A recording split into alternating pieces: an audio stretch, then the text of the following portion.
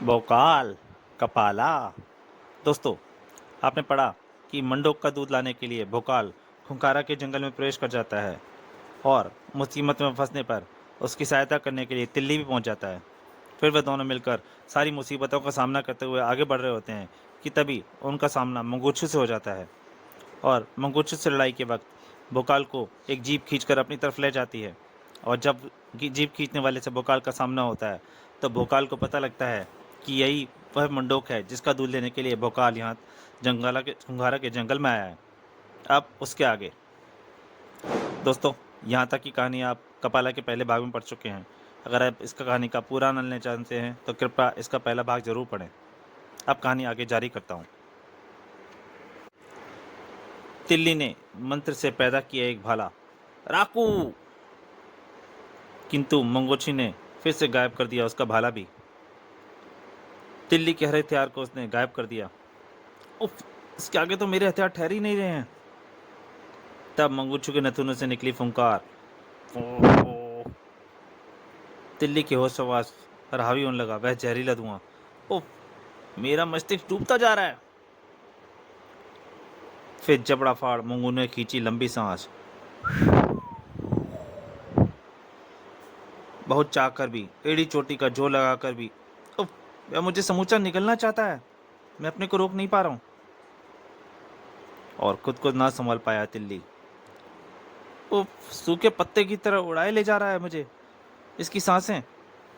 परंतु बड़ी भयंकर भूल करने जा रहा था मंगोछू। तिल्ली उसके खुले हुए जबड़े में समा गया। तिल्ली को समूचा ही निकलने के लिए बंद कर लिया मंगोछू ने अपना जबड़ा। किंतु अब मंगोछू के जबड़े के अंदर खड़े तिल्ली ने प्राप्त कर लिया एक विशाल खड़ग राकू। और उसके जबड़े के अंदर तिल्ली ने उस प्रलयंकारी खड़ग को गायब कर देने वाला कोई भी नहीं था। मंगोछू, अब तेरा अंत समय आ गया।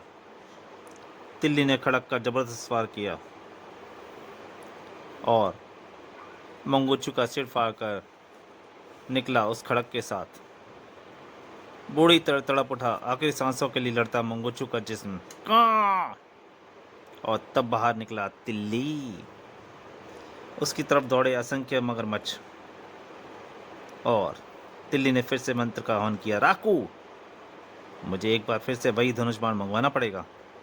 प्रकट हुआ धनुष बाण और अब तिल्ली के धनुष बाण को रोकने वाला कोई भी नहीं था। बाण धनुष की पतंचा पर चढ़ाकर छोड़ दिया उसने। बाण से निकली प्रियंकारी किरणें और समा गई मगरमच्छों के खुले हुए जबड़ों में। बूढ़ी तड़प गए थे सभी मगरमच्छ और उनकी लाशों पर चलता हुआ तिल्ली अब चल पड़ा भोकाल की तलाश में। ना जाने यह भोकाल अचानक कहाँ गायब हो गया। उधर भोकाल को मंडोक की जीभ ले जा रही थी मौत की तरफ, यानी मंडोक के खुले हुए जबड़े में। तो यही है वह मंडोक जिसका दूध मुझे चाहिए, किंतु इसे मारे बिना इससे जीत हासिल करके दूध प्राप्त करना अत्यंत दुष्कर कार्य होगा। भोकाल की तलवार चली। खैर, पहले इसके जबड़े में पहुंचने से तो रोकूं। और भोकाल ने उसकी जीभ पर वार कर दिया। बुरी तरह चिंगाड़ा मंडोक। मार डाला कम्बक। जीभ की कैद से आजाद हुआ भोकाल। अभी कहाँ मरा सूरमा, अभी तो तुझसे काम है, किंतु अगर तूने दूध ना दिया तो जरूर मारा जाएगा। मंडोक उछला। अभी पता चल जाएगा दूध मिलेगी तुझे या मौत। भोकाल से टकराया उसका पंजा। भोकाल संभला। बहुत सावधानी से होगा यह मुकाबला। मुझे यह ध्यान रखना है कि यह मर ना जाए। एक बार फिर उछला दुष्ट मंडोक। इस बार भोकाल ने काट फेंका उसका पिछला पंजा। दर्द से लपकते मंडोक ने अगले पंजे का वार किया, परंतु भोकाल ने उसका अगला पंजा भी काट दिया। दर्द से और तड़प उठा जब वह उसका अगला पंजा भी काट गिराया भोकाल ने। तबा लगी भोकाल की तलवार उसकी गर्दन से। मंडोक, दूध दे दे तो तेरी जान बख्श दूंगा। और अपनी जान बचाने के लिए मंडोक को दूध देना ही पड़ा। अब राजकुमारी तुरीन वशुतान की जान बच जाएगी। किंतु दो पंजे वह दूध छीन ले गए ही, दूध तो बिल्लियों का प्रिय भोजन है। उफ। और कपाला पहले दूध पिएगी फिर तुझे हजम करेगी। भोकाल ने लगाई छलांग। कपाला होश में आ, वह दूध ही तुरीन को जिंदगी दे सकता है, और इस जिद को तुम्हें मैं किसी भी कीमत पर नहीं ले जाने दूंगा। कपाला ने किया पंजे का जबरदस्त वार। तीर तलवार और भालों से नहीं डरती कपाला। चटाक। उसके नेत्रों ने ज्वालामुखी निकलकर भोकाल से टकराई। भोकाला उस ज्वाला घेरे के कैदे में आ गया था, किंतु तुरंत ही अपनी असीमित शक्ति के बल पर आजाद हो गया। भोकाल को इन ऊर्जा किरणों से रोक ना सकोगी तुम। हवा में एक गोला लगाकर भोकाल ने पकड़ ली कपाला की पूंछ। और अब मैं तुझे तेरी शरारतों का मजा चखाऊंगा कपाला। फिर हवा में ही कपाला को खिलाए उसने असंख्य चक्कर। म्याऊ म्याऊ म्याऊ कपाला की आवाज निकल रही थी। और जब भोकाल ने उसकी पूंछ छोड़ी, अब किससे शरारत करने के काबिल नहीं रहेगी तू। तीव्र वेग से जा टकराई वह विशाल पेड़ से, किंतु फिर भी शीघ्र ही उठ खड़ी हुई वह। तुझे भयंकर बदला चुकाना पड़ेगा भोकाल। पंजों से भयंकर आक्रमण किया उसने, और यह सब इतनी तेजी से हुआ कि जब तक भोकाल संभलता, कपाला उसे बुरी तरह लहूलुहान कर चुकी थी। क्रोध का पारा सातवें आसमान पर गया। कपाला, तू अगर हमारी साथी न होती तो तुझे कब तक मौत के घाट उतार चुका होता मैं। जल्दी ही प्रबल प्रहारों ने कपाला को होश ठिकाने में लगा दिए। दुशुम, तेरे कहाँ तुरीन व शैतान की मौत के क्षण में गिन रहे हैं। भोकाल ने समीप के वृक्ष से लटकती लताएं तोड़ी। और उनके जीवन के लिए एक ही रास्ते के काटना चाहती है तू। उछल कर दबोच लिए भोकाल ने कपाला को। जब तक दूध नहीं छोड़ेगी मैं तेरी गर्दन नहीं छोड़ूंगा। दुष्ट। च्याओ च्याओ कपाला चिंगाड़ उठी थी। दम घुटता जा रहा था कपाला का। चाहे तेरी जान ही क्यों न लेनी पड़ जाए। बेहोश होती चली गई कपाला। भोकाल की बाहों में झूल गया बेहोश जिस्म कपाला का। इसी के साथ कपाला वापस पूर्व रूप में आती चली गई। वाह, कपाला को भी सही कर लिया मैंने। भोकाल ने कपाला के पंजे से झपट लिया दूध। तभी तिल्ली भी आ पहुंचा वहां। आओ तिल्ली, लो मैंने मंडोक का दूध प्राप्त कर लिया है, अब चलो राजमहल। वाह, बहुत खूब भोकाल। दोनों राजमहल के लिए रवाना हो गए, किंतु उससे पहले ही जंगल में गूंज उठी वह हाहाकारी पच्चाप। धड़ धड़ धड़। यह क्या, फिर कोई मुसीबत सामने आने वाली है क्या। धरती का सीना रौंदता एक भयंकर प्राणी पर सवार था झड़ोदा, जो उनकी तरफ दौड़ा चला आ रहा था।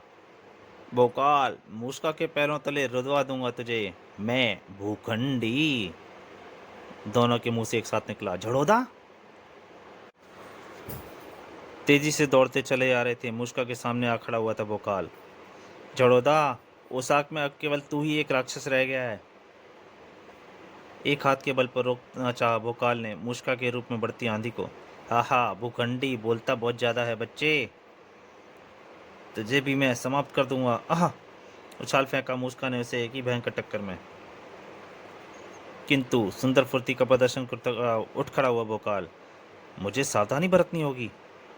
मूषका भी तैयार था उसे दोबारा टकराने के लिए, और इस बार जरा सा झुका भोकाल। जा बेटा मूषका, झड़ोदा को हवा की सैर करा। और उछाल फेंका उसने मूषका को।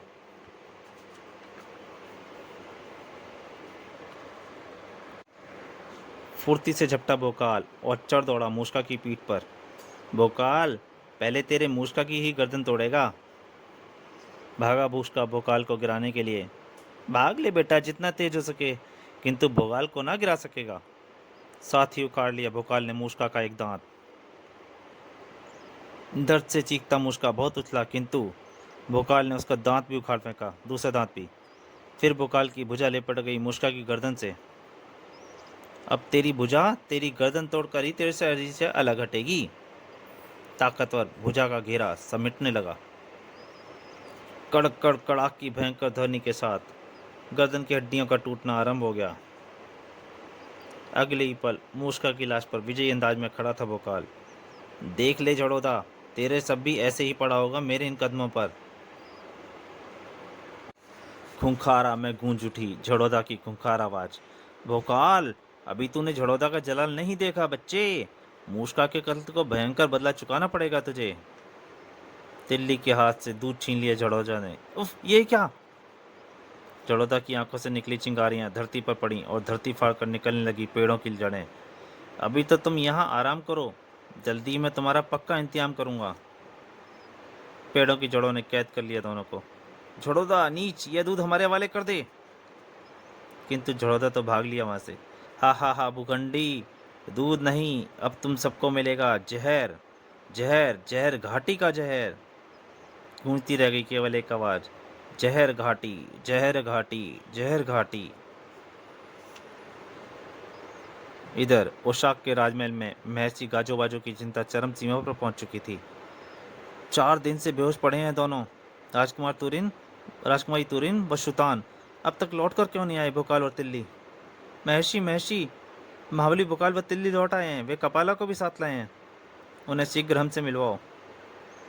शीघ्र ही दोनों ने कक्ष में प्रवेश किया। महर्षि प्रणाम।